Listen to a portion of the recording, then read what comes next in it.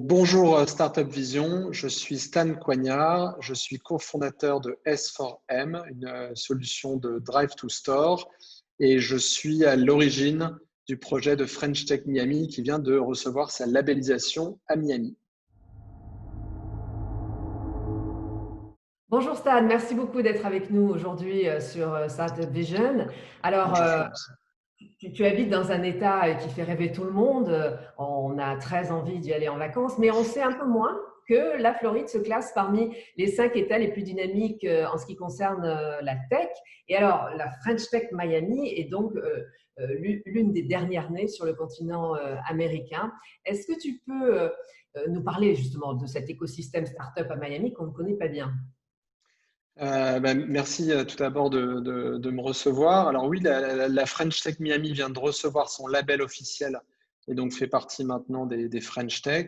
La raison de cela, c'est qu'on connaît beaucoup Miami pour la destination de vacances hors norme, mais il y a bien d'autres choses à Miami où moi je suis installé depuis 2 ans et demi. J'ai découvert un écosystème qui est en fait extrêmement étendu et puissant.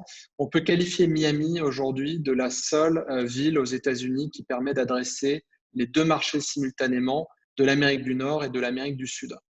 Et ça, on le retrouve avec un écosystème local qui est très actif, qui a été réuni autour du consulat général et de la chambre franco-américaine qui est à Miami.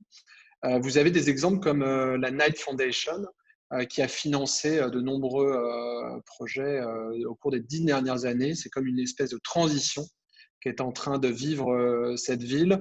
La Knight Foundation qui a financé par exemple Emerge America, c'est un énorme salon, 90 000 entrepreneurs de la tech qui se rencontrent une fois par an pour couvrir tout le marché du LATAM. Ils ont aussi créé des associations autour des écoles de code, type École 42, telles qu'on les connaît en France. On a, pour citer d'autres exemples, on a l'Université de Miami qui héberge Launchpad, et d'ailleurs dont le fondateur est aussi le fondateur de Refresh Miami. C'est 9000 entrepreneurs en Floride autour de la technologie. Il y a l'Idea Center à Miami-Dade College qui héberge aussi un certain nombre d'entrepreneurs. Il y a le Beacon Council qui fait beaucoup parler de lui, qui est un gros influenceur local pour tout ce qui est blockchain, fintech et cybersecurity. Il y a d'ailleurs le Blockchain Center qui est à Miami et qui est en fait le hub pour les Amériques. Donc tout ça nous laisse penser que cette ville connaît une transition rapide vers la technologie. Les résultats de ça, c'est qu'on a des projets colossaux type celui de Manatech, qui est un fonds assez important. Ils ont racheté 45 immeubles en plein centre-ville pour créer un énorme centre de la technologie sous toutes ses formes, avec des investisseurs, des avocats spécialisés dans la propriété intellectuelle, évidemment des entrepreneurs. Pour vous donner un ordre d'idée, c'est 2 fois la station F à Paris. Voilà. Ouais. Et ça, les premiers bâtiments vont être livrés en 2020. Et la ville a d'ailleurs mis 27 millions de dollars sur la table pour accompagner le dynamisme autour de ce projet. Ah oui, c'est Donc vraiment beaucoup de dynamisme autour très de ce qui se impressionnant, passe. effectivement. Oui, on ne Voilà. connaît absolument pas ça de Miami et c'est vrai que ce que tu dis là, c'est vraiment impressionnant sur la vitalité de cet écosystème. Alors, le but de la French Tech, on le sait, c'est d'aider les startups, mais aussi de promouvoir l'attractivité de la France auprès des entrepreneurs et des investisseurs, notamment américains. Tout à fait. Je dirais que les missions de la French Tech, elles s'articulent autour de 3 points. Il y a la communauté d'abord, parce qu'on est là pour fédérer, rassembler. Et donc, j'ai 400 entreprises françaises qui sont installées en Floride et on a déjà 150 membres sur notre groupe LinkedIn French Tech Miami. Donc, ça montre qu'on est là pour fédérer une communauté d'abord. La deuxième mission, c'est la promotion du savoir-faire français, de la French Tech, puisque avec ce label qui commence à rayonner dans les médias locaux et puis avec l'interaction avec d'autres French Tech à New York ou sur la côte est, sur la côte ouest, sur Mexico, le Sao Paulo au Brésil. Donc il y a toute cette promotion du savoir-faire français. Et j'en arrive à la troisième partie de la mission qui est vraiment les talents. Et les talents, ça marche dans les deux sens. C'est-à-dire que nous, on est là pour attirer des talents en Floride parce qu'on a tous intérêt à ce que Miami soit aussi très dynamique. Mais Miami peut servir de porte d'entrée vers la France, puisque Miami est une plateforme qui voit arriver beaucoup de talents depuis le Mexique, la Colombie ou le Brésil, des gens qui savent coder, des ingénieurs. Donc, on est là aussi pour les aiguiller et les faire venir en France. Et alors, tu es entrepreneur, on va le découvrir un petit peu plus tard, et aussi à la tête de la French Tech Miami, comme on vient de le voir. Donc, tu connais très bien le marché et l'écosystème. Quel conseil donnerais-tu à une start-up qui a envie de s'installer sur le marché américain, sur les États-Unis? Alors, il y a beaucoup de sujets derrière cette question et la bonne nouvelle, c'est qu'on a tout un réseau de gens capables d'y répondre. Mais si je devais partager mon expérience personnelle avec S4M, je pense qu'il faut être à la fois dans deux démarches. La première, c'est il ne faut pas hésiter de garder son ADN français parce que d'une part, on est extrêmement apprécié en tant que bosseur, entrepreneur, avec une grande productivité.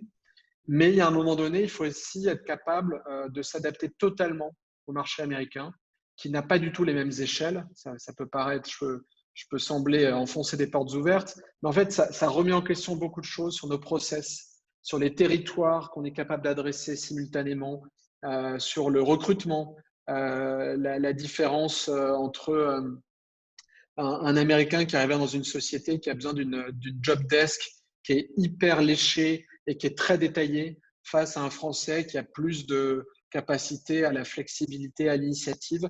Donc tout ça, plutôt on l'écoute auprès de gens qui ont vécu ce passage et ont traversé l'Atlantique, et plus on gagne du temps, parce qu'il est évident que, c'est peut-être mon deuxième conseil, c'est qu'il faut arriver quand même avec un petit peu d'argent derrière soi, parce que c'est un marché qui coûte cher. Ça reste la première économie mondiale, il ne faut pas l'oublier. Donc évidemment, elle est très concurrencée. Les places sont chères et les salaires sont élevés. Donc si on n'a pas un peu de trésorerie, c'est compliqué. Après, encore une fois, pour partager mon expérience perso, moi, le fait de venir par la Floride, qui est un État où il y a peu de taxes, qui est un endroit extrêmement dynamique, on peut voyager partout facilement, qui est à 6 heures de la France, donc il y a plein d'avantages. Et surtout, donc S4M, moi je suis dans l'advertising technology. Conquérir New York, c'est conquérir 5000 personnes. Conquérir Miami, c'est conquérir 300 personnes. Donc ça reste humainement beaucoup plus facile à réaliser pour mener ses premiers succès et ensuite faire le scale-up soit en Amérique du Nord, soit en Amérique du Sud. Intéressant, effectivement.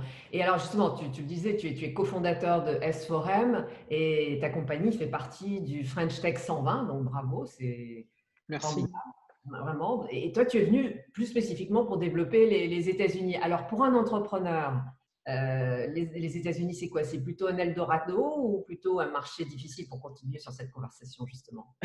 Ben, en fait, ça dépend si on réussit. Ça, c'est après, mais Nous, avant. nous, on a eu de grandes difficultés à craquer ce marché pendant presque 3 ans. 3 ans d'investissement lourd parfois, avec peu de visibilité et au final, peu d'éléments auxquels se raccrocher. Donc, ça a coûté beaucoup d'argent. Aujourd'hui, on fait partie du French Tech 120 et on est ravis. S4M est, je pense, une des startups qui a effectivement été identifiée comme ayant le plus de potentiel mondial, puisqu'on a des bureaux en Asie, en Europe aujourd'hui et évidemment aux États-Unis. Mais ce que ça veut dire, c'est que derrière, eh ben, il faut prendre de l'élan. Et puis, quand on commence à craquer, là, on voit que ça peut aller très vite. Nous, on a eu 3 ans de difficultés et aujourd'hui, on fait 150% de croissance chaque année là, depuis 2 ans et demi. Il y a eu la crise du Covid-19, donc on va voir comment ça évolue.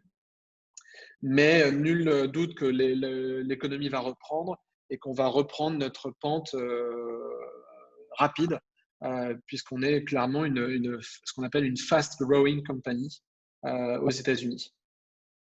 Bravo, bah, tant mieux, c'est formidable d'entendre des choses positives, surtout en ce moment, on en a bien besoin. Stan, merci mille fois. On Mais, refera un point de merci temps à en temps vous. sur l'écosystème et sur le dynamisme de la Floride et de Miami en particulier. Merci d'avoir partagé tout ça avec nous aujourd'hui. Avec grand plaisir et rejoignez-nous surtout sur French Tech Miami sur LinkedIn, qui est aujourd'hui notre premier atterrissage pour fédérer la communauté. Il y a une enquête qui est en cours pour savoir quelles sont les attentes des gens qui soient déjà arrivés en Floride ou pas encore. Donc, on vous retrouve ici. Parfait, à bientôt, au revoir. Ben, merci Startup Vision. À bientôt.